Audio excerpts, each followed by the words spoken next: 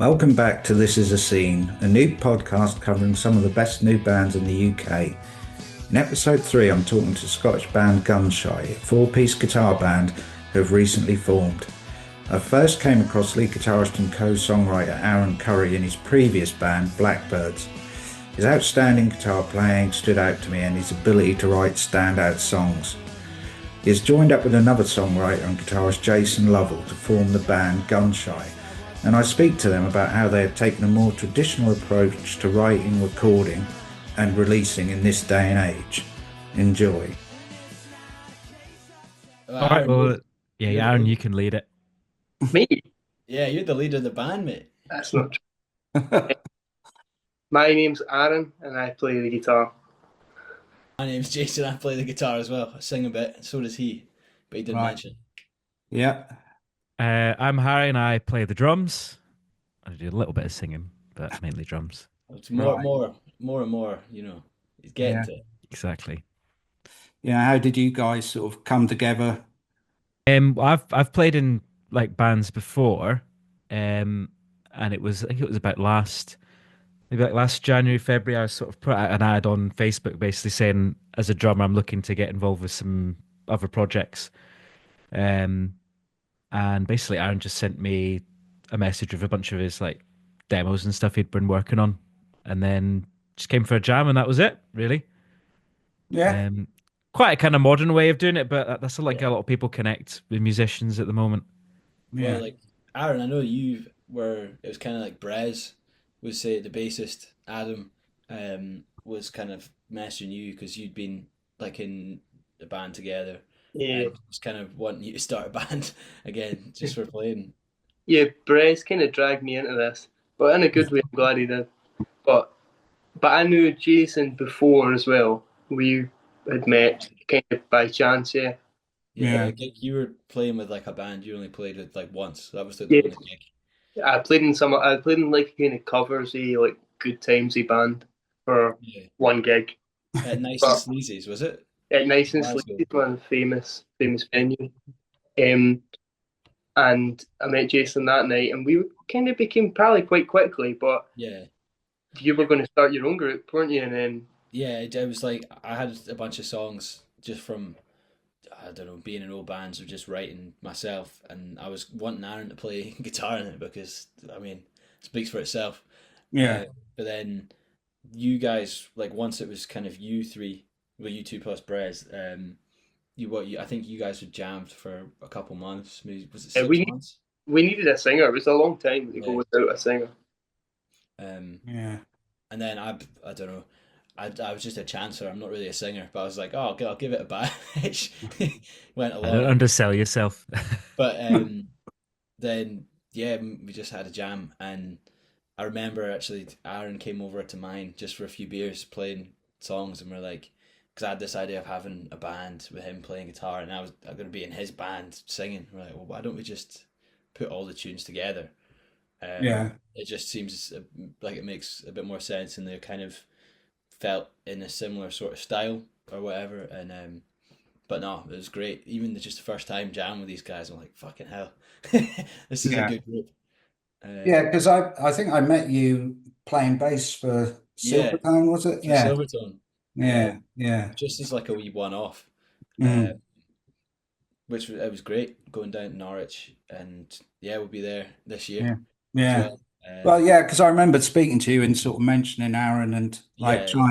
trying to perhaps persuade him to get into the band or some sort of band anyway, which I've also been doing for a long while, trying to get him back in. Yeah, Playing again. was on my case a lot, man. But Yeah.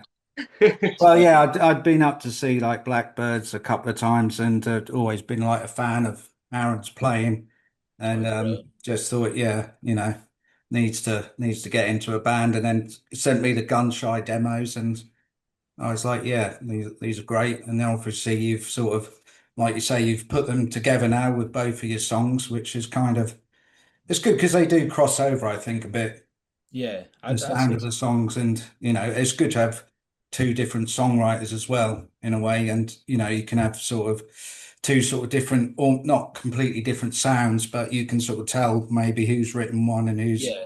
Yeah, who's written the other, which is good in a way because I kind it of like that. Like if you're, I don't yeah. know, listening to like, old like Beatles records and stuff, you're like, oh, Mm. well, that's definitely this Yeah, is. people always were fans of like maybe more fans of Lennon than McCartney or McCartney than Lennon, and Yeah, you had your different favorites. And there's like Teenage Fan Club as well, yeah. which I was a fan of, and I was always a Jerry Love fan. Oh yeah, yeah. If I He's listened to great. Teenage Fan Club, his songs always stood out for me. So yeah, it is good to have that two sort of different sounds, and yeah, which still make up the band. You could definitely, put them together and it wouldn't be like it wouldn't stand out too dramatically from listening to the demos and that. But Mm. it's just weird that like every time I punch something over to like my friends or family, they're always oh that song's great. And it's always Aaron's tunes, and I know that you've had a bit of like it's the other way around for yeah. you. Whenever I show, everybody likes Jason's songs more, man. Yeah. But whenever I'm showing it's Aaron's, so I don't know what that says, but it's good to hear. That was another thing I was going to ask about really. It's like, how did you sort of come upon that kind of sound as well? Because it's quite retro-y, quite distinctively. And, I wondered if that was something you were aiming for or I mean, like totally in case of my songs, it's just going off like my heroes. Like I love the sounds, even on like big star number one records, like the mm, guitar sounds on that. The Fannies, obviously, Teenage Fan Club, and then just classic, the Beach Boys, the Beatles, yeah, all that sort of lineage. But like that power pop sort of 70s sound, like the Raspberries and yeah, Cheap Trick a little bit, that sort of thing. But just kind of writing in that style. I don't know, just anything with like a really good melody that mm, you catch yourself kind of humming along later on is great. I love that, but kind of dressing up the actual tune. I think that's the most important bit is the actual tune. oh It's like yeah, just the melody and the chords. If it can translate, if you can play it, I don't know if like Lennon maybe said something about that. If you just play it with like an acoustic guitar and sing it and it sounds good, then it's mm, probably a decent tune. But dressing it yeah, up, I think that sort of power pop thing just it sounds great. Personally, mm, I love it. I don't know, yeah. Aaron, you can maybe provide a bit more insight. Um, yeah, I don't know. I think like you just kind of write what you listen to in a way. Do you know what I mean? Like Yeah, Oh yeah, I don't. It's hard for me to kind of understand because like I'm not really like good enough to sit down and be like I want to write a song like this. Like I just kind of take what I can get, and I think that's just going to come through things that you listen to. Do you know what I mean? So oh definitely, yeah, yeah. it's hard for me to explain it to be honest. I'm not.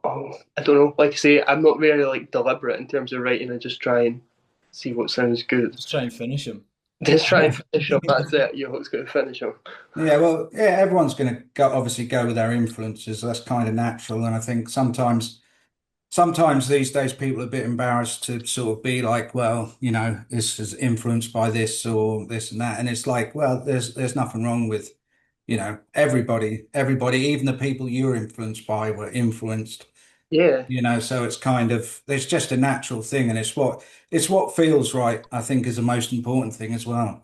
definitely. Obviously, you don't want to like pigeonhole yourself into being just like one or two different No. groups. I think what makes groups interesting, and I think especially in the case of like what we were doing now is like finding like that middle ground and not like writing a song that sounds like the Birds or like the Mm. Lads or something like that, but then dressing it up in a kind of different way, and you've got a different bit in it that sounds a bit like something Yeah. else entirely. Do you know what I mean? So that's Yeah. that's probably my favourite part of how the band sounds right now. It's just kind of different combinations of different influences coming through in Mm. like one song rather than just Yeah. Yeah, properly. It's like absolutely. that sort of thing of trying to get it to sound cohesive while drawing from all these different places. That's kind of what's Yeah. fun for me as well. I like that. Yeah, I think that's what most bands have to like experience a bit of because you're all going to probably have some bands that are common ground, but you're also going to have some influences that maybe the others are not so into, and you've got to try and sort of maybe you weasel that in a bit and Yeah. make it, like you say, into a cohesive sort of sound for the group. So I think, yeah, everybody comes along with a bit of that, and that's what makes groups more interesting, really is. Oh, definitely. is the differences as much as anything. Well, But even kind of parts writing, like I don't know, Harry's drum parts are fucking great. It's like because obviously we do write all the kind of harmonic stuff or whatever, but I think in like rehearsal, it's like we'll just play the song a couple of times, and Harry will just bash out something that's brilliant, and yeah, then but even kind of having that outside influence, if me and Aaron are strumming away, and we've come up with something that's great, and like we'll go into rehearsal, and Harry will be like, "Yeah, how about we repeat this section or do something a bit different rhythmically here." And like having that to kind of complete the song almost. It's just having mm, all these different influences. I think it's great and yeah, fleshes it out a bit more. I think if everyone has like a different perspective, um, especially like myself, a lot of it's like it's hearing a song that's pretty much done. mm, Which to be honest, as a drummer, it's quite a privilege because you can basically you've got an entire thing to just come up with a part over. Sometimes a frustrating thing, like if in bands, if you're like a drummer, can be if you're obviously accompanying someone, and fair enough, there's sometimes people are working out something, mm. but sometimes you don't have a lot of like stuff to like get your teeth into. Whereas if Right, you've got a melody, if you've got riffs yeah, and stuff, there's a lot more you can kind of draw on to come up with a more interesting like drum part. yeah, yeah, oh, absolutely, yeah, yeah. Yeah, I was going to say because you've been recording it as well. I assume you've been sort of recording the songs like sort of properly for release now, I'm guessing. Yeah. And so is the plan to do it as an album? Because Yeah, I think so. Obviously, it costs much more money, but mm, I think it's the best way to do it for the amount of songs that we have now as well, because we're just going to end up sitting on songs for ages and ages. And mm, Get demoitis. Just yeah, keep recording it and stuff. I think that it's good be good to get this first batch out. yeah, yeah, But we're still kind of like toiling with what goes on, what doesn't, sort of thing. And but we're kind of getting there with stuff that sounds pretty like a cohesive thing, I'd say. Kind of stylistically, I don't know. I think it's a good enough kind of batch of stuff where some of it's a bit more left field or will sound a bit different, but I think that's is good as well. It's not just one thing the whole way through. yeah, So I don't know, kind of conscious of just being like, yeah, oh, I really like the sound of that. Why can't everything else sound like this? But I don't know. I yeah, feel like it's getting there the whole process, but it's kind of I feel it's tightened us up as a band as well. Hmm. Kind of hearing that stuff, and then you've got like the actual the version, yeah, and then you can go into rehearsal and be like, maybe we're not able to do this whole arrangement just the four of us just now, but then you can take sort of bits from, the lead guitar part or something else if there's another instrument in there and combine them, and it just makes it a bit more cohesive for mm, live stuff. I don't know. I'm just kind of yeah. walking Oh on that. no, yeah. So are you planning to sort of like drip feed them out like people do these days, or we're or certainly going to do at least a couple of singles before we put yeah, the record out. Three or But four. 3 or 4 maybe. I'm not Mm, sure when the first single will be out. Hopefully not too much longer now. Yeah, couple yeah. months at most. Yeah, most I think the end of summer, but Yeah, hopefully before that. Yeah, because people seem to like it's a thing these days of like they'll do like three songs in a maybe a shortish period over Spotify and then disappear for a year and have another three songs and nothing's very sort of like cohesive and Yeah, people don't seem to go towards an album now. I mean, it may be down to like recording and having the money to record and I that, think but It yeah, probably is that, to be honest, I think. because a lot of mm, people do. It's kind of EPs and stuff. Even people yeah, that are signed to like labels, it's you've got a kind of. I would say now it's kind of like two EPs, and then if that sells, if you're on a label, then you get your album. mm, But I don't know. I think that we've just got so many songs that we really enjoy playing that kind of sound together. Like, well, why not just kind of push a bit more, even if it'll take a wee bit longer to just get them all done in like one sort of thing. Because yeah. I don't know, we're all kind of a fan of that older music, I'd say, and just being able to be like, this is an album, this is like a body of work. I think yeah, Yeah, well, people don't really go, like I say, people don't seem to go for that for various reasons now. But I think it is not. I think with your songs as well, like I do think they work as an album from what I've heard, and I think it would probably benefit them to come out like that as well. I think for people to see them as more as a whole. And Yeah, like I say, people these days you get so sporadic with releases. The band has kind of like moved on so dramatically from maybe the release that was like 6 months ago or 12 months yeah, ago. And it doesn't sort of hold Yeah. up. So like you say, you don't want to be sitting on them for, you And know, it's a thing of like you do years. record like a couple and then you release it, but then you're scrambling around to get the next thing. Mm, And then yeah. that means you lose your momentum. And again, you might be then because it's been a while, there's more pressure on like, oh, maybe we need to change this, and then you can kind of lose focus a little bit. yeah, Mm. Well, yeah, and I think also, well, younger bands. I mean, you guys have obviously got the idea, the sound there in your head already. But I find with sort of younger groups, they kind of, sometimes just like put out a couple of singles and then totally change, their sound within a year or something, and those songs don't even sound like sort of relevant to the band anymore. Yeah, and sort of like gigging wise, I mean, you haven't done loads of gigs yet. I mean, is that deliberate or is that just a case of like you haven't had the opportunities or you want to be more deliberate in sort of who you're playing with, where you're playing, or Because we've all been in bands before, I think there's been an element of being honest about what like an early band can get from gigging. yeah, And I do hate to say it, but a lot of the time it's you don't get a lot to show for it yeah, these days, apart from no, playing a gig and having fun, mm, and obviously playing to the people that do follow us.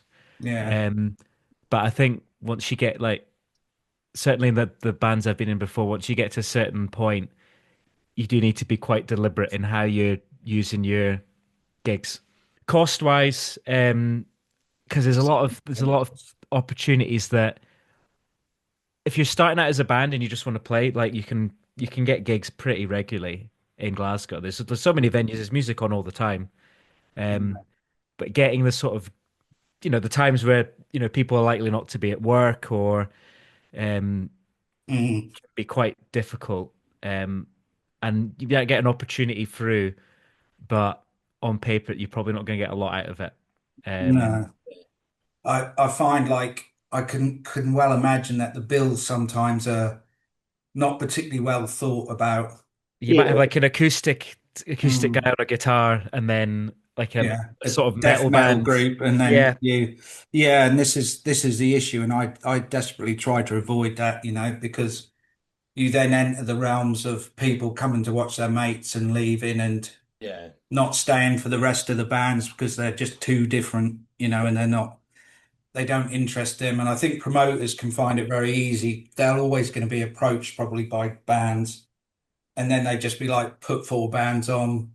All yeah, of you have to sell 20 tickets. We can fill this small room, but it's not catered. And I'd rather have, say if there was an 80 capacity room, have it, half full with people who are generally going to watch the groups, then have sell 80 tickets and have 15 watching one group, 20 watching another group, and then, they're just playing to their friends. I'd rather that people play to an yeah, audience who's kind of going to stick around at least to watch everyone. And yeah. it's not just a mates thing. Like, yeah. The side of we've got no releases. There's no kind of tangible thing. Like if you're out and mm, you're like, oh, I'm in a band. Oh, what have you got on Spotify?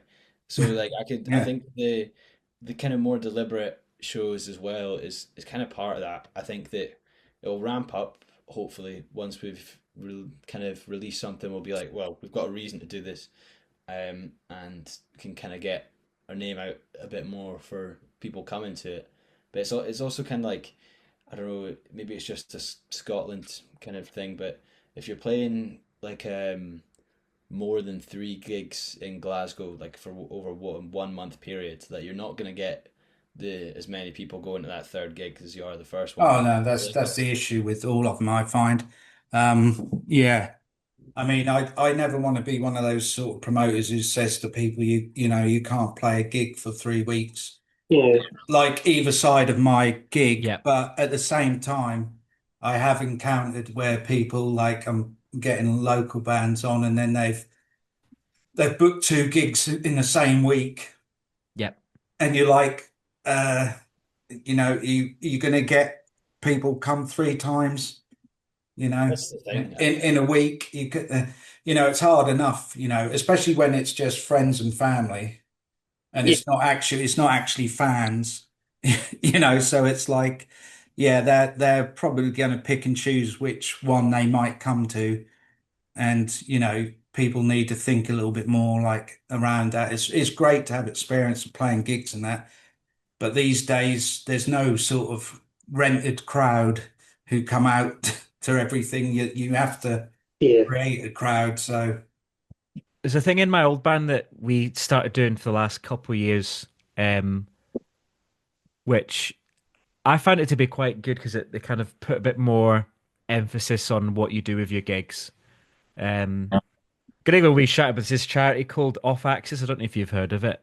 no, Um, it's basically like a grassroots charity for basically aimed at unsigned bands.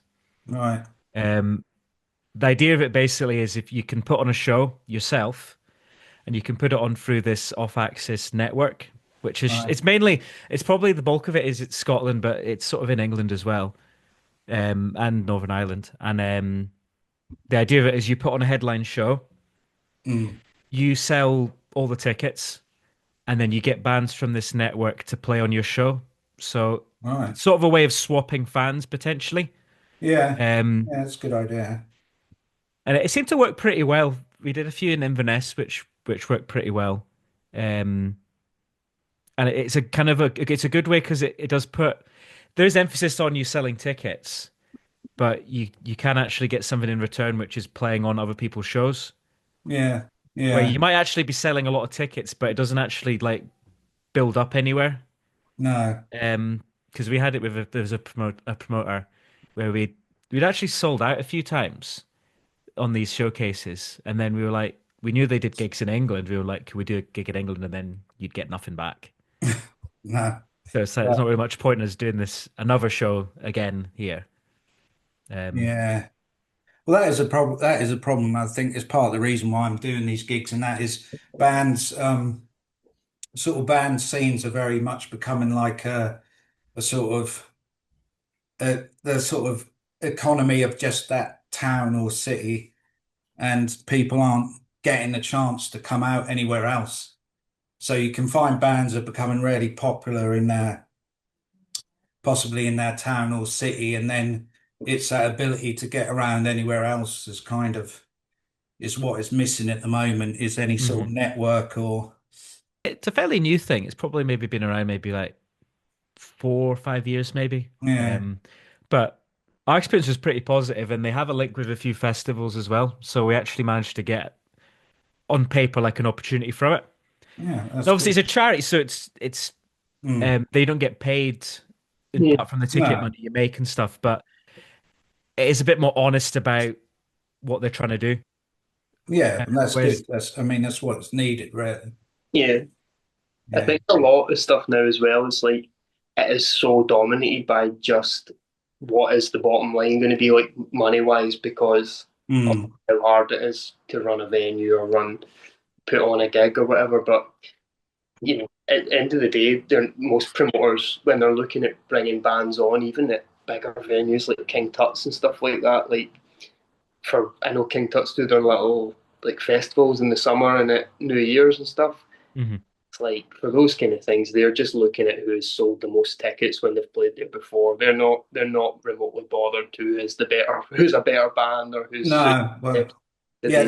that's what it all is now down to because I don't think people can curate things as much as they could before because it's more like you say, people want guarantees now, That's it. you know, and it's kind of like whether it's like the person's got 20,000 Instagram followers, which means absolutely nothing, in reality, or TikTok or whatever. Yeah, it seems to be all down to that now. And when you're dealing with people, and I'm probably rather naively sort of kind of curating this rather than, I could go with anybody who approaches me, and I don't, basically. And that might be to my detriment in the long run, but I feel more honest about it, Yeah. and that to me, and that's the only reason I would ever do it, really. For me, it's more like this is, what I consider four good groups. Come along and listen to four good groups, But like you say, if you went by pure numbers and things like that, it wouldn't exist in reality. So It's so hard now, I think, as well, just because there is no money in making a record now. Do you know what I mean? no. Like nobody buys music is essentially free, so Mm, there is like there's no indie labels anymore. Is it? I mean, even major no, labels. I mean, I doubt they make a lot of money for record sales now, or even remotely comparable to what it used to be no. pre streaming. So yeah, it's kind of I don't know. Some people think maybe streaming's a necessary evil or whatever, but Mm. it's. I mean, I don't think there's any way people can view it as having had a positive impact on the music industry. No, I mean, I've argued this with people quite a lot when people talk about, the internet and the YouTube and everything, and how much it's opened up for people and that. And I think to me, it's done the opposite. Even though it has done that, it's reduced everything down, like you say, nothing's monetized really now. So it makes it really hard for anybody to actually make a living out of it, or It's completely lowered the barrier to entry of just like But that's exactly. the other side. starting music This and is stuff. this is a trouble as well, isn't it? I mean, I saw last year there was something. It said one day in March last year there was as many songs released as there was in the whole of 1989. So I mean, if you look at it like that from one day, how is anything meant to, without a very big financial backing, ever meant to reach anybody that it should? That's it. Yeah, I So, think yeah. it does have like positives and negatives. Oh, there I are mean, like positives, back in the but day, it's like if you were a good group, you'd probably get signed, um, mm, exactly. especially in the Western world. But it is good to being able to kind of put stuff out and get noticed that I way. think it is. Yeah, But the fact that you can make records in your room now and put them out is great, because there was obviously people who would have struggled back in the 80s, 90s to maybe do that and get demos and that. But the fact that you can do that now, there's nobody to really sign you now. Yeah. no, So you can do it, but where do you go with that? And how do you get people to hear it? And There's no guarantees with it. I mean, I don't think there ever was anyway, but I do agree with you that it's become. I think Jason made a good point about lowering the barrier. Like, mm, it is, it's very oversaturated now. Like, it costs like the most popular way to listen to music is on Spotify, and it costs like 20 quid to put your music on Spotify. Do you know what I mean? So it's yeah. you're losing money. well, that's it. But I But then mean, you've it's got also to you've got to get people to hear it as well. Like when it was the 70s or the 60s or whenever, and the most popular form of listening to music was like a record or a CD, like that cost more money to make than it did to put on Mm, Spotify. So yeah.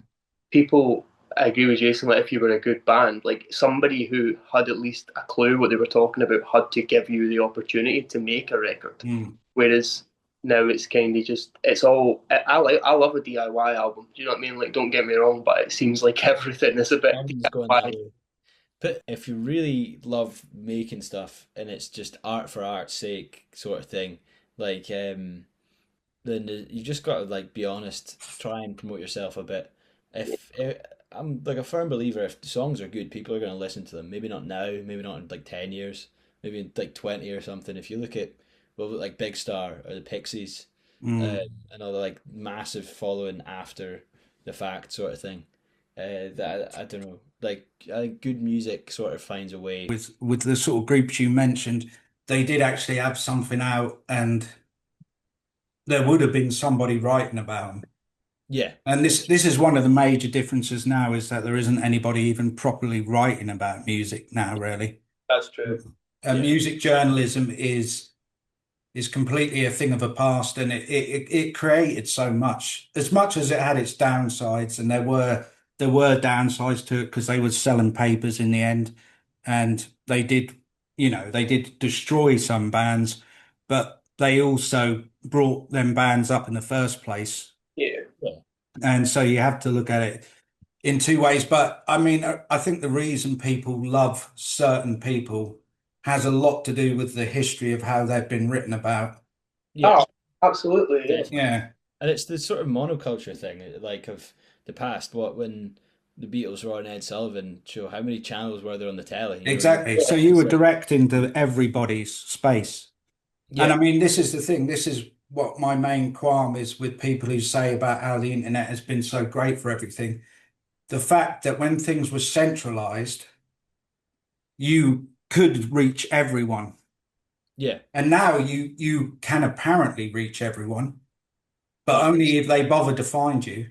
yeah, And that's the difference. Even if it's People not would your know. like cup of tea, you would Yeah. know the bands. Yeah, And absolutely. and bands were allowed to share the same space with, like, you'd have the Stone Roses on, and then there'd be Timmy Malik doing, Yeah. some song. And that's the madness of it, that they could be on. And it's just not like that now. It doesn't feel like that. As much as there are lots of avenues now, and there are lots of avenues, like you guys have been able to record your stuff. But I mean, I believe, having heard your demos and that, if this was 1998, you'd be recording that album for someone anyway, Yeah. because I But think the quality of your stuff would have definitely reached somebody, and they would have put that out, you thank you, know. first of all. yeah. Yeah, Thanks thank you Yeah, very but I very much. much. do. I mean, I said to Aaron, like, when you sent me the GunShy demos, I said, there's a magazine called Shindig. I don't know Yeah, if you know. it's cool, man. They would be all over that. They would be all over that for absolutely certain, and there's people there who put records out, and they get reviewed in that magazine. And again, okay, it's a bit niche, but There's an audience. yeah, there's definitely an audience. Yeah, there is an audience.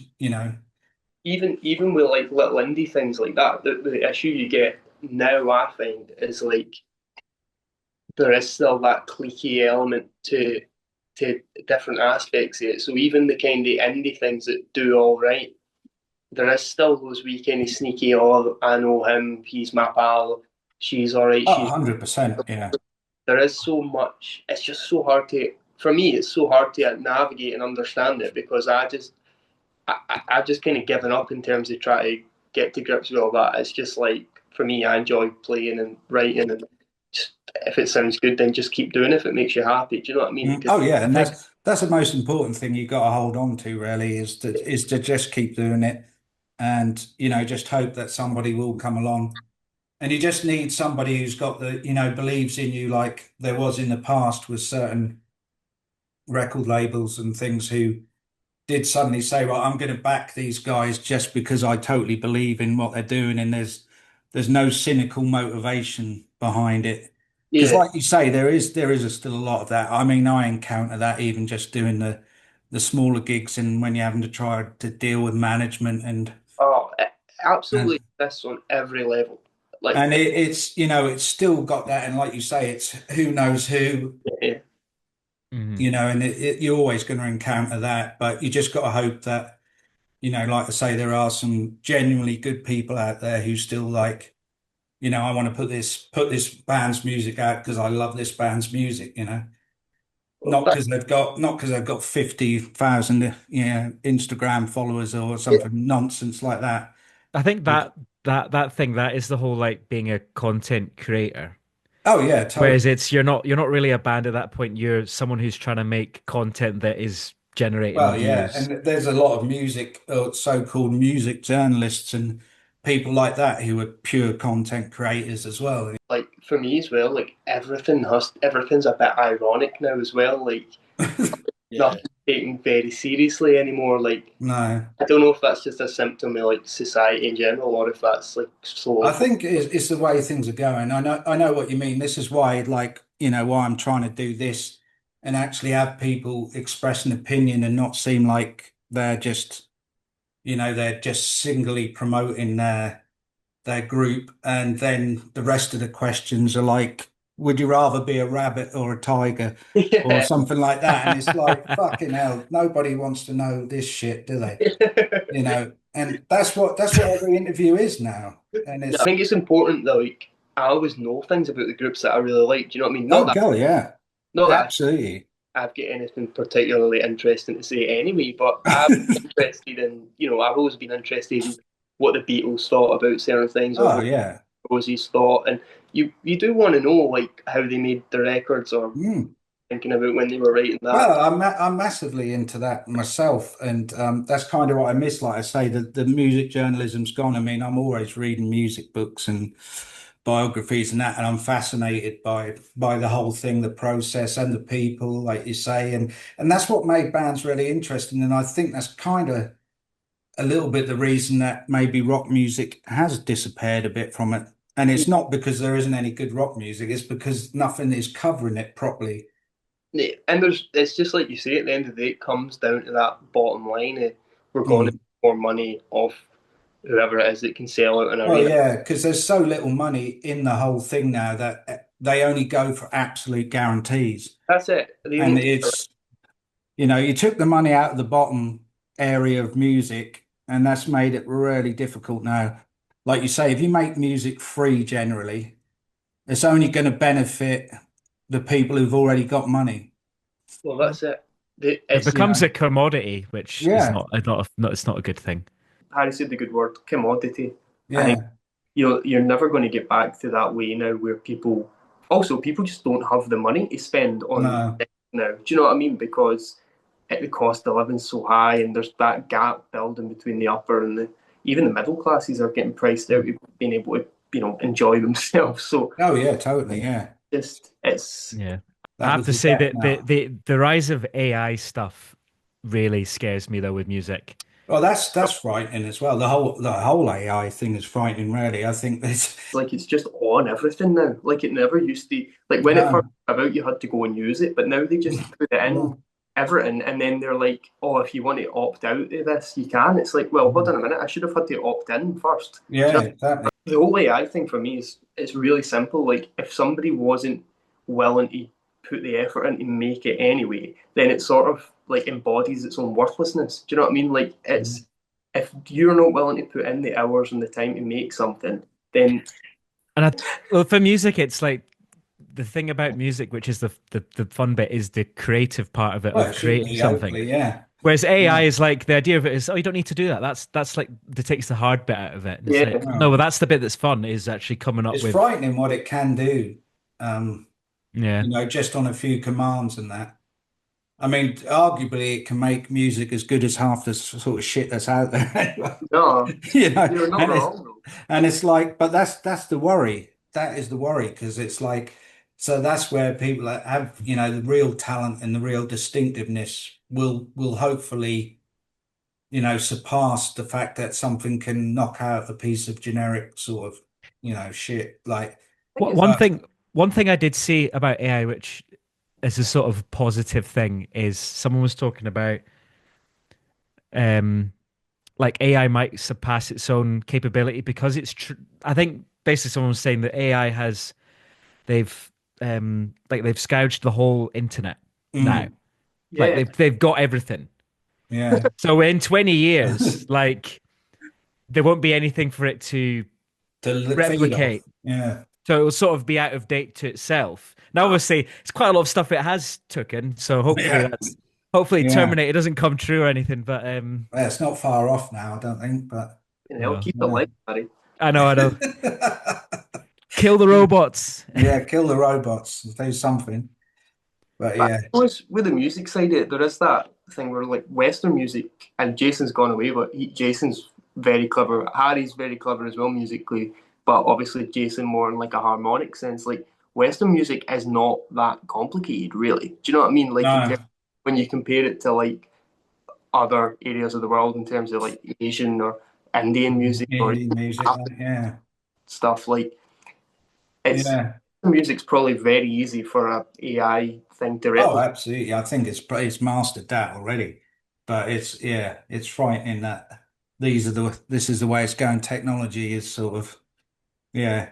Sometimes progress is, isn't necessary. No, It's like, we can keep doing things, but sometimes you have to say, is that necessary? No, I don't think it's I necessary. think I think the problem I find with it is it's like the people like I don't know, like Mark Zuckerberg, all these people, they come up with these sort of ideas of this is what we want, this is how people are going to use a certain thing, yeah, but they don't actually think about all the loopholes and all the problems it causes because they're just so Oh, no. so dead set on making the thing that they don't actually No, that's take their any little. steps to mitigate all the horrible stuff that's probably going to come with it. Yeah. I mean, they literally don't care, like you say. And also making a lot of money as Yeah, well. make an incredible amount of money and just like, they want their name saying they invented certain things, but the yeah.